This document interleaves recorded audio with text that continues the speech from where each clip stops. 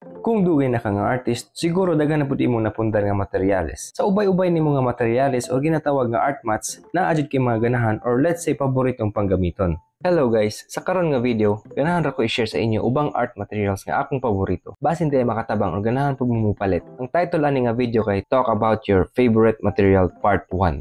Disclaimer lang, dili ko professional artist o wala ko nakaskwela regarding arts.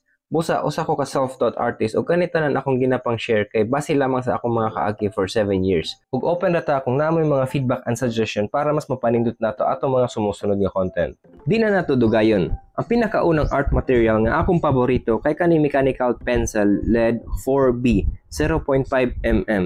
Pinakaunang nga rason ngano ganahan ko ani kay ang lead mismo niya nga di nakakailangan magsigi og tahal-tahal compare sa ordinary pencil which is dakong tabang para makasave og time. Ikaduha kay ang iyahang grade nga 4B. Maura ni ang pinaka-dark sa mechanical pencil 0.5mm nga size karon sa akong pagkabalo. Usually man god kay HB or 2B ra ang available. But if naamoy nabalan mas darker sa 4B, PM or comment down below para masulayan nato. Ikaduha nga art material kay ang mechanical pencil 0.3mm. Kung makapalit ka ani na siya free nga HB LED. Ang pinaka-dark nga available mapalit sa 0.3mm size kay 2B. Okay na siya but nindot pud unta kung naay 4B.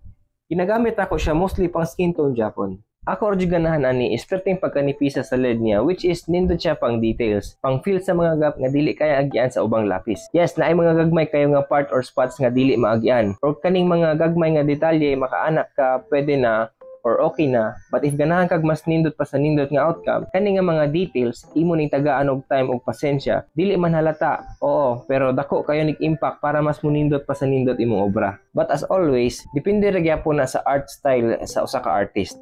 Ang last nga akong paboritong art material nga akong i-share ani nga video is ang Pitt Graphite Matte. Sa pangalan pa lang daan, makabalo na ka unsa siya klase nga lapis. Mostly sa mga graphite nga lapis, naadyo siya shiny effect, which is kadalasan mao'y problema sa mga portrait artist. Maong kaning Pitt Graphite Matte Pencil, dako kayog tabang nga malesen ang shiny effect sa imong drawing. Ang pinakanindot pa jud ani nga lapis is, pwede ka makapalit og 14B. Imagine, unsa na naka-dark ang ma-achieve ana. Kung buot hunahunahon, pwede nakadili mo gamit og charcoal pencil. But depende ra gyapon unsay preference sa artist. Ug so far, wala pa ko kagamit laing brand nga matte. Naay nyo ni Graphite Matte Pencil og iyang grade kay hangtod 16B. But sa akong pag-search, wa ko'y nakita asa available ang 16B. Hangtod 12B ra. Anyways, base na amoy nabalan labi na ang 16B nga grade. Comment down below kay atong sulayan. So, diri ra ko to batong video. By the way, 800 followers na ta.